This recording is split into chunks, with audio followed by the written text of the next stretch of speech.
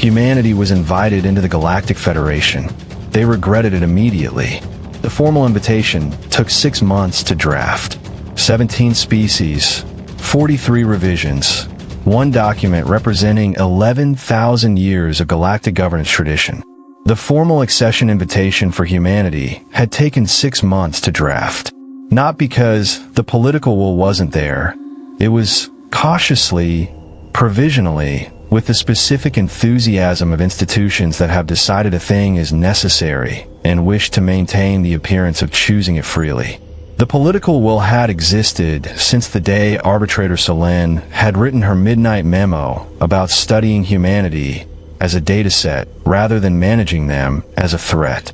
It had taken 6 months because no one could agree on the language. In 11,000 years of galactic governance, the Council had extended formal accession invitations to 31 species. The documents were standardized.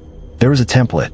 The template had been revised 42 times over the millennia, but its essential architecture had remained consistent. Welcome, provisions, obligations, rights, signature.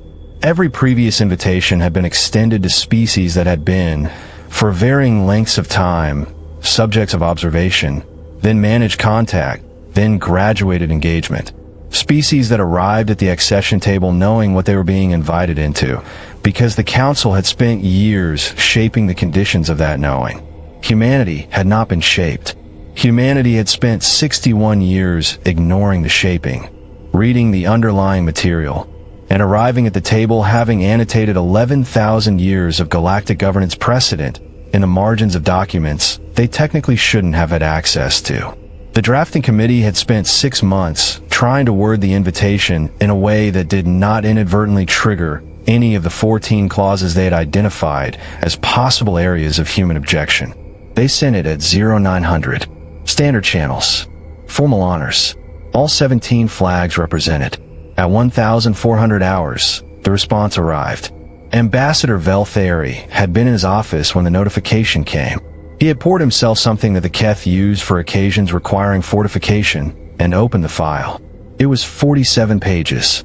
He read the cover note first. From a Human Diplomatic Coordination Office, signed by Counselor Obi. Asterisk. Attached. Please find humanity's response to the formal accession invitation. We have reviewed the document thoroughly and have significant respect for the work that went into its drafting. We have attached 47 proposed revisions, organized by section and cross-reference to relevant council precedent. We hope these are helpful context for any further discussions. We remain genuinely enthusiastic about this process and look forward to continued conversation. Counselor Obi, Human Diplomatic Coordination Office. Asterisk. He opened the first revision. It was 4 pages. It cited 6 precedents. He had to admit, after reading it twice, correct. He opened the second revision. It was 2 pages. It cited 9 precedents, 3 of which were from the founding charter, one of which he had not been aware still had legal force. He called his legal advisor, who called her team, who spent 90 minutes confirming that yes, the precedent cited was valid and yes, the human revision was technically sound. He went back to the cover note. We have significant respect for the work that went into its drafting. He appreciated the courtesy. The legal review took 4 days. 6 legal teams from 3 species. The most thorough document examination the Council had conducted since the charter revision of 400 years ago. Every revision analyzed against every relevant precedent. Every citation verified.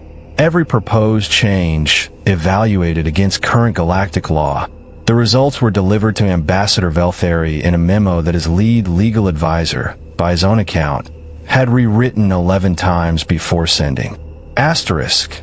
All 47 proposed revisions are, to the best of our ability to determine, legally sound. 23 are improvements to the document's language that we recommend accepting. 16 address genuine ambiguities in the original text that could create interpretive disputes in future applications. 8 identify provisions that, as written, may be in technical violation of charter clauses that we were not previously treating as active. None of the revisions are unreasonable. We recommend accepting all 47 and submitting the revised document for ratification. Asterisk. He added, in a personal note at the bottom, Asterisk, sir, I've been doing galactic legal work for 60 years. I have reviewed accession documents for 11 species. No previous species has ever submitted a revision packet that required 4 days of legal review and produced no errors. I'm not certain whether to be impressed or concerned. Currently, both. Asterisk. Velthara called a private session with Solan. They've read everything, he said. We knew they'd read everything, she said. Not everything. He set the legal memo on her desk. The founding charter clause in Revision 19. The one about mandatory representation on standing committees for species with populations above threshold. She looked at him. We have been in technical violation of that clause, he said, for approximately 300 years. We stopped applying it when the Havran absorbed their smaller neighbors and the committee structure became unwieldy. We never formally repealed the clause. We simply stopped following it. And they found it. A junior law clerk found it, named Tobias Vance, age 27. Apparently, he was cross-referencing the original charter with the current committee structure and noticed the discrepancy. He paused. His note says he flagged it not because they intend to use it as a bargaining chip, but because, and I'm quoting directly here, we wanted to make sure we understood the full legal landscape of the organization we're joining. Solen sat very still for a moment. They weren't trying to catch us in a violation, she said. They were trying to understand what they were signing. Another silence. What do we do about the clause? Comply with it, Velthara said. It is technically still law. We should probably have been complying with it for 3 centuries. He paused. They didn't demand anything. They just noted it, asked if we wanted to discuss it, offered to schedule a working session. The most significant constitutional finding in 300 years, Solan said, and they offered to schedule a working session. They said they were enthusiastic about the process. The revised document went back to the humans with formal notation that all 47 revisions were accepted and a request for a formal ratification session. The humans requested a pre-ratification working session first, to discuss the founding charter clause and its implications. They said, in Counselor Obi's characteristically direct communication style, that they wanted to be clear about what they were joining before they officially joined it. They considered this respectful to all parties. The working session lasted 3 days. Velthara had attended every session of the original accession negotiations, but the working session was different. The working session was where he met the humans as they actually were, not performing diplomacy, not executing a strategy, but simply working through a problem they found interesting with people they were beginning to trust. Tobias Vance was there, the junior law clerk who had found the 300-year-old constitutional violation.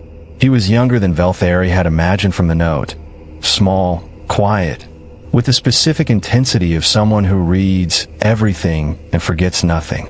He sat at the corner of the table with an annotated copy of the charter that was, by Velthara's estimation, more comprehensively annotated than anything the Council's own archives contained. On the second day, during a technical session on standing committee representation, Vance had quietly flagged another discrepancy, not a violation, a provision that had been interpreted in 2 different ways in 2 different council rulings, creating an inconsistency that had never been resolved. Not a trap, not a maneuver. He had flagged it in the same tone you would use to mention that someone had left a light on. Velthara had asked for a recess and spent 30 minutes with his legal team confirming that yes, the discrepancy was real. When they reconvened, he had looked at Vance and said, "How many of these did you find?" Vance had looked slightly uncomfortable. 7, so far. I can send you the full list. You've been compiling a list. I wasn't looking for problems. I was just reading. He paused. There are a lot of them. Velthara thought, we have made something we cannot take back. And then, more slowly, in a way that surprised him, good. The ratification session happened on a Thursday that was, for the Council, one of the most formally significant days in 11,000 years of governance. For the humans, it appeared to be a Thursday. The signing ceremony was brief and appropriately dignified. All 17 species represented. The founding documents. The formal exchange. Photography that would be studied for centuries. Afterward, at the reception, Velthara found himself standing with Counselor Obi and Tobias Vance, holding a glass of something that the Keth catering staff had brought because they'd heard humans enjoyed fermented beverages and had made their best effort at approximation. "I want to ask you something," Velthara said. Obi waited. The 47 revisions. The charter inconsistencies. The 300-year constitutional violation. He paused. You could have used any of these as leverage, as negotiating tools. There are several that would have given you significant advantage in the accession terms. Obi nodded slowly. "We didn't want advantage," she said. "We wanted to understand what we were joining." "What?" She thought about this for a moment. "We spent 61 years being managed by an organization we weren't part of. The management wasn't malicious. We understand why it happened. But we're part of it now. We'd like to help maintain it properly." She looked at him steadily. "That means knowing what it actually is. Not what it says it is. What it actually is, including the parts that got a little imprecise over the past 3 centuries." He was quiet for a moment. "The standing committee," he said. "The charter clause. We will need to reconstitute those committees to comply with the provision. I know, it will be significant restructuring. We're happy to help," she said. "Tobias has already drafted a framework proposal. We can send it when you're ready." Velthara looked at Tobias Vance, who was on the other side of the room, engaged in what appeared to be an animated conversation with the Vreth legal team about some galactic law question. The Vreth legal team was, Velthara noticed, taking notes. He looked at Obi. "What does he do when he's not reading galactic law?" he asked. She smiled. "Also reads galactic law." A pause. "He says there's a lot of it." Velthara thought. "We have made something we cannot take back."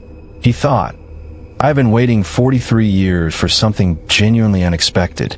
He said, "Solin suggested giving your delegation a seat on the Charter Review Committee.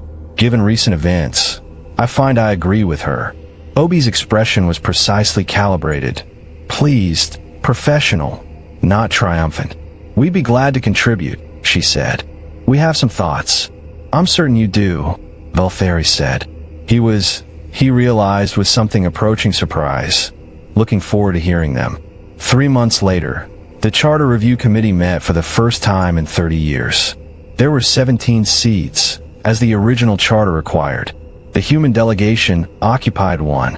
Tobias Vance sat in the corner with an annotated copy of the founding documents. He mentioned, 11 additional inconsistencies. He was prepared to address them in any order the committee preferred. The committee preferred to take a short recess first.